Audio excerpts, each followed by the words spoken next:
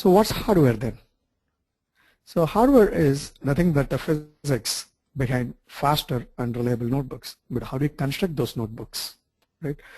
I just want to differentiate here. The notebooks do not just mean only the laptops or the notebooks what we are currently carrying. So the notebook in the context of what we used to do during our school days, right? So it is more of the analogy is that.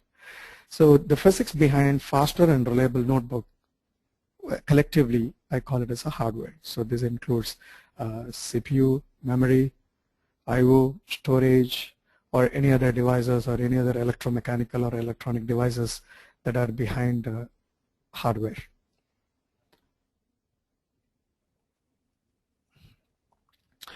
Okay, so now that we write some program to solve this problem, so each program, or we call it as an algorithm, right? So how do you really measure the complexity of it? So it is more like, suppose you do a theorem proving on your math notebook, or you do some simple arithmetic. So definitely there is a complexity between both. Of course, though you believe that both of them sit in the same notebook, but definitely the complexity of doing one is certainly different from the complexity of doing the other. So in the modern computers, so what actually is going to determine the complexity of the code? So there are two dimensions to it. So one is the space it takes, like the amount of data it's going to consume, or the amount of instructions that you would require in order to solve a particular problem, and the time it needs to run. This is where people classify it, right? Where you have some programs they converge pretty faster in time.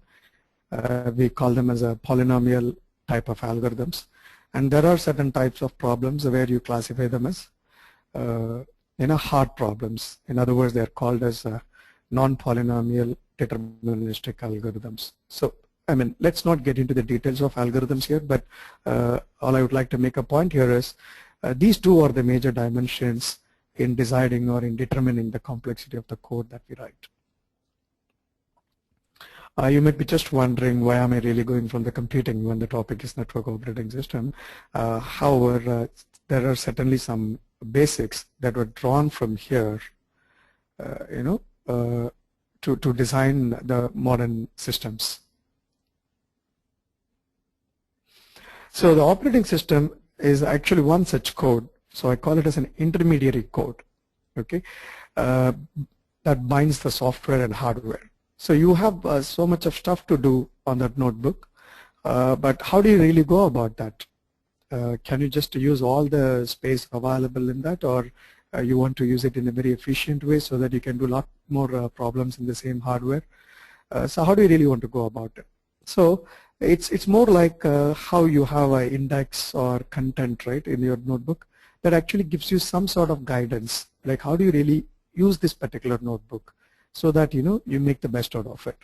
So I call this as the rule book on how to use the notebook. It could actually sit in the notebook itself. That's why even your operating systems lie in the same hardware where you run your software.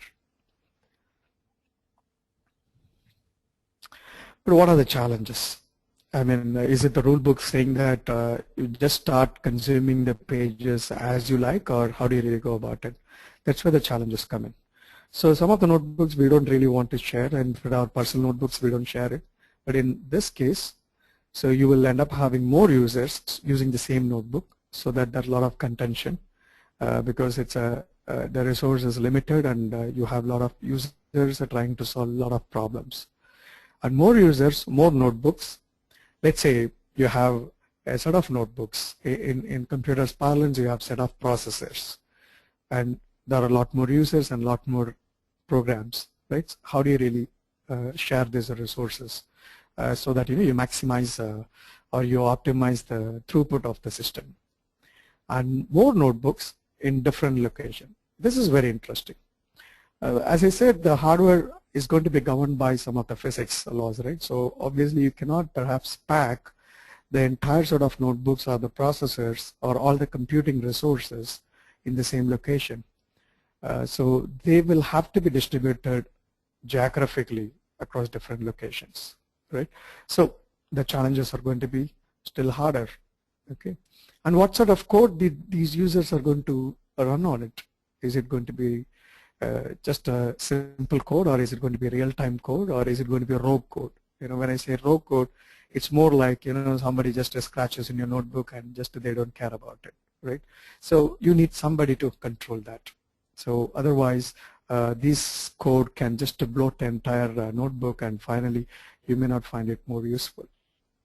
And real-time is very interesting thing because it's more like whenever I need the notebook, it should be available to me, at that instant of time. So it's not that I can wait for a while because the problem I'm going to deal is so important and so urgent that I would like to immediately get use of these resources at the same instant of time. So it's real time. So these are all some of these parameters, that actually raise more complexities in designing such operating system. Let's just look at a few of those principles, on which we actually structure the entire operating system. If you look at it, this rule book, some of the principles I've outlined. Actually, it is not limited to this. It is just to enable you to think in this line. I'm just showing a few of these principles. So first of all, the rule book should have the knowledge of know-how, right? It should know what comes under this notebook, like what are the hardware that are available to me so that I need to control it, or I need to manage it, or I need to share it with the users, right? So that's where they designed the kernel, device drivers, interrupts. If you look at it, there are just a few of them. Of course, the operating system books will write pages about it. So basically it is more of the device drivers listen to the device, or listen to the hardware in a very closer proximity, and they get to know the status of the notebook. In the physics aspect of it is actually obtained through these device drivers. They interact very close with the devices, and they carry instructions, and also they obtain some of the status and keep them ready for the kernel to understand what can we do with the device at that point of time. Okay, so the kernel, as you all know, so that's going to be the I would say the heart of the entire operating system. So that's going to manage each device in certain principles. Like let's say if you take Unix, the kernel is structured in certain ways.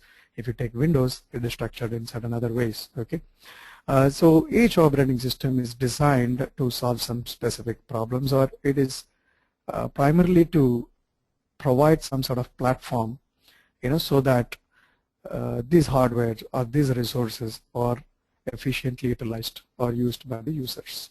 Okay, and of course efficient resource sharing. So this is where the scheduler comes in.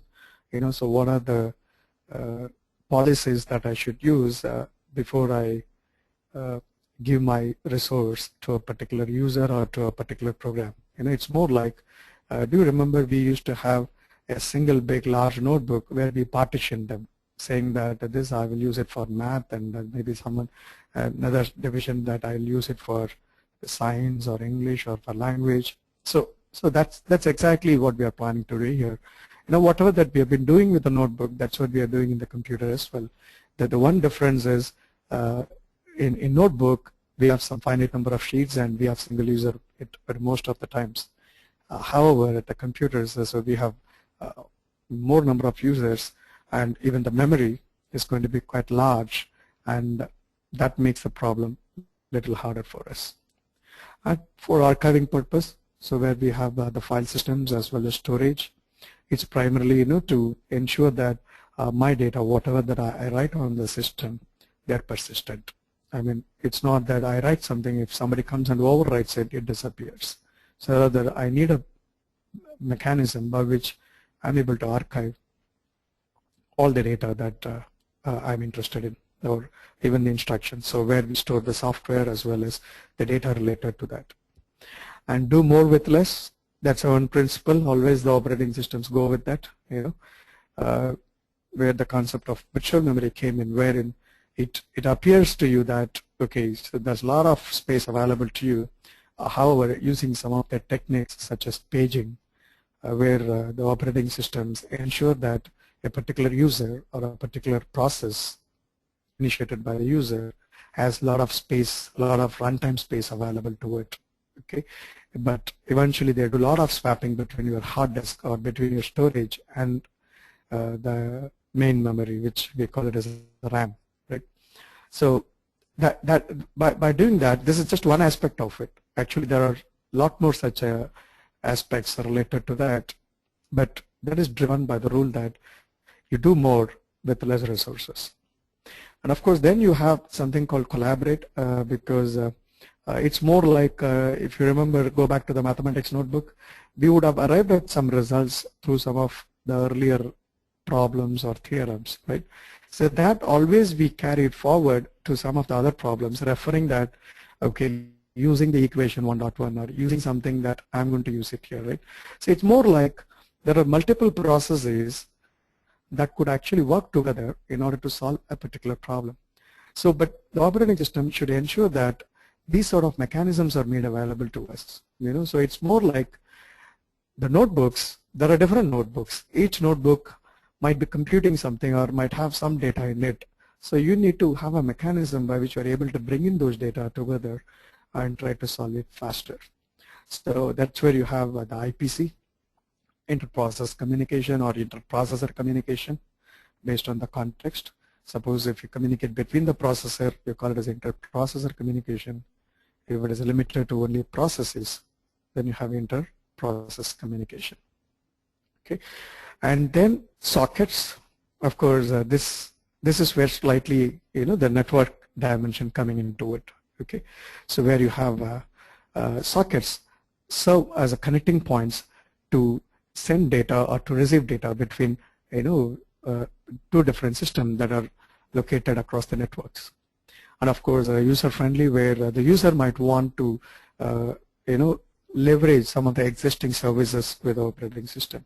So the concept of shell or command interpreter, libraries, utilities such as compilers, loaders, linkers, word processors. So there are several such utilities or libraries that are available, right? So if you look at it, this slide actually kind of summarizes so how the notebooks, in our analogy we keep talking about the notebooks, right? So the mathematical notebooks, you can visualize that. So there are different dimensions to it, like more users using the same notebook or more users using more number of notebooks, but they are geographically located at different locations, or maybe they are co-located. So whatever may be the configurations, right? But how the operating system is going to make use of these resources to the best of use in order to meet up the requirements of all the users, right? So this is more of, if you look at it, an optimization software, I can say. You know, it's an intermediary code, but the primary purpose here is it always tries to optimize the maximum usage or utility of hardware resources. So that's the whole purpose of it. I can take few questions now before we move on to the network related stuff.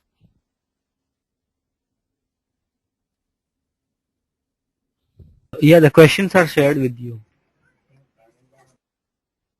Yeah, I'm going through them.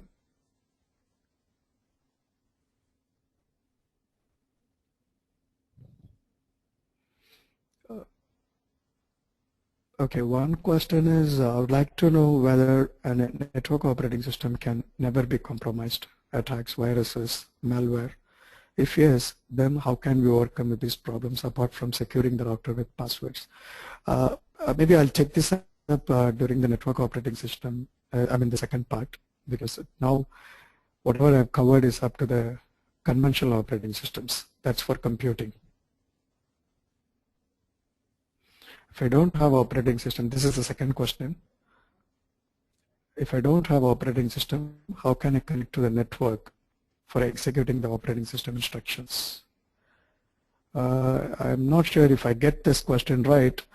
Suppose if I assume, how do I connect to the network to execute the operating system instructions? I don't know how to really reword this question. In other words, without the operating system, it's going to be very hard for any application programmer, you know, to use the networking resources. I mean, if I interpret it, if I don't have the operating system, how do I connect to the networks? Let's say if I take that first part as the real question. So obviously, if you look at it, as I said, it's user-friendly, right? So it abstracts a lot of, lot of hardware-specific details, which otherwise any application must know about it. Let's say the example what I was talking about, the socket implementation. So Unix implemented this in a nice way, wherein you treat a socket like a file.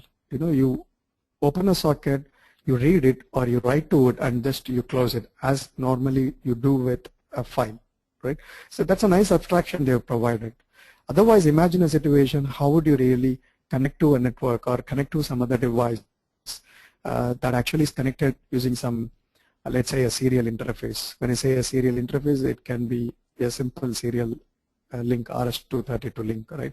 So it's going to be a lot more harder for us to really understand how those signaling works, and when do I initiate the transfer, or when do I stop the transfer? How do I know there are no errors in transmission? And if there are errors, how do I really fix it, or how do I handle the status? So there are so many things that you need to worry about it. But on the other hand, operating systems allow you to abstract that, right?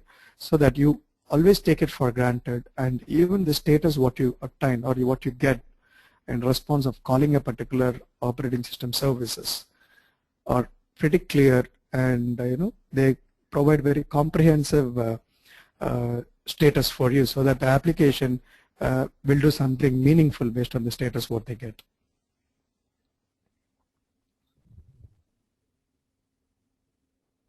Okay. Another question is the kernel code same for all types of systems? Okay, certainly not, because each kernel is designed considering a particular notebook in mind, right? If you take a multiprocessor environment where you have several CPUs sitting and perhaps sharing the same memory, or perhaps having their own distributed memory architecture, so definitely the complexity is going to be quite different, and the way how it's going to distribute the workload between these processors and loading the data between all these memory modules is going to be quite different, and also the policies each kernel is going to adapt is going to be quite different. Okay, so keeping that in mind, the operating system designer must think about different options. So what's the real key here? What is that I'm planning to achieve, or on what platform I'm planning to run this operating system? So considering those design aspects, you must actually write your own code. However, some of the code can be leveraged. As I said, the device drivers, right? Say, let's say a particular system is going to interact with some sort of I/O devices, right? It can be a printer, or it can be some of the input devices, or it can be a modem. So let's say these devices are going to be the same for for these operating systems. These device drivers can be leveraged. So otherwise, you will have to write your own kernel. And how much memory is required to install a network operating system? Again, it depends. Okay, so commercially, you have even operating systems run into few GBs, and also if you look at the original network operating system, which I would say the NetBSD, there is a history behind it, right? The Berkeley software distribution, it was written by college students, right? The Berkeley University students wrote much of the software. So if you look at it, that's pretty lightweight, and of course now we have even microkernel. So there are certain operating systems that takes hardly few megabytes, but still they are capable of doing a lot of networking services. But at the same time, there are some commercial operating systems. The size runs from even 1G to 2G, or even sometimes higher than that.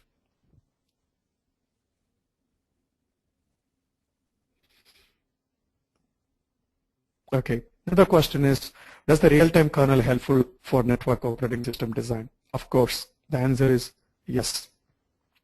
Because in network, as we would see it in the subsequent slides, network operating system by default is real-time system. Because the packet arrives into the system, you must take a decision there itself. It's more like when I have it, when I have a packet, I must immediately answer to it. Should I forward it or should I drop it? So we will see it slightly further down in the slides. Okay, but the answer is yes. Okay, as I was talking, there's another question. I was just talking about status of sockets. So if we obtain the status of sockets, will it solve the problem? No, it won't solve the problem, but at least it will make the job easy for you. At least you will know whether the socket exists or the other end failed, or at least you will get to know as quickly as possible. And also the semantic, when I say semantic, the meaning of the error will be a lot more easier for you to relate than if you go to the chip level. In fact, the various data bits will be reported to you. So it's going to be pretty hard for an application to really interpret it and make some decisions for it. Whereas operating system filters most of them or abstracts most of them and just gives you only that really matters to you. So I'm moving on to the network operating system now. Okay, so here we are taking one particular case.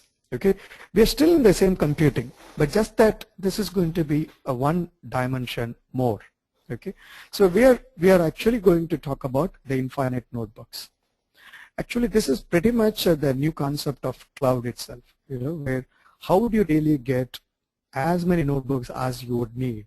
Okay, earlier days, whenever we are really looking out for any computing resources, either we'll have to order one, or we'll have to go to a lab and we'll have to do some sort of experiments with those processors. But now with the social media and most of the online businesses or e-commerce or whatever, even what we do today, like most of us really spend more time with such social media, right?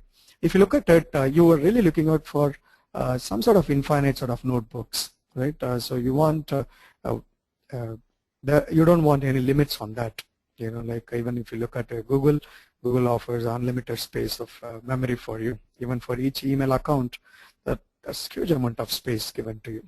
Okay, but how do they really go about it? So what really makes it possible, right?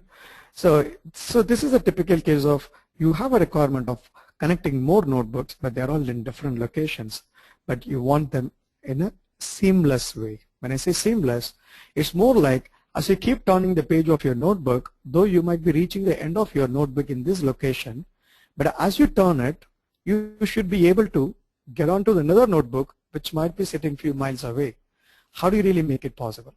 Okay, and how do you ensure that the entire resources are viewed as a single large notebook for you that has infinite pages?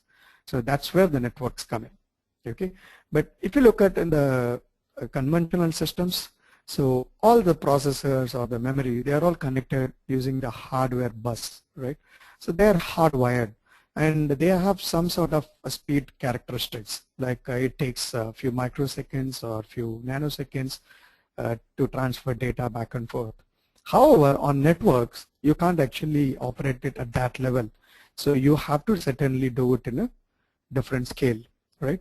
So now you will understand how hard it is to write one such operating system wherein the network should behave as if the data or instructions are available immediately to you. So how do you really make it happen using networks, right? So that's what the rest of the presentation will cover. So it all started from Unix.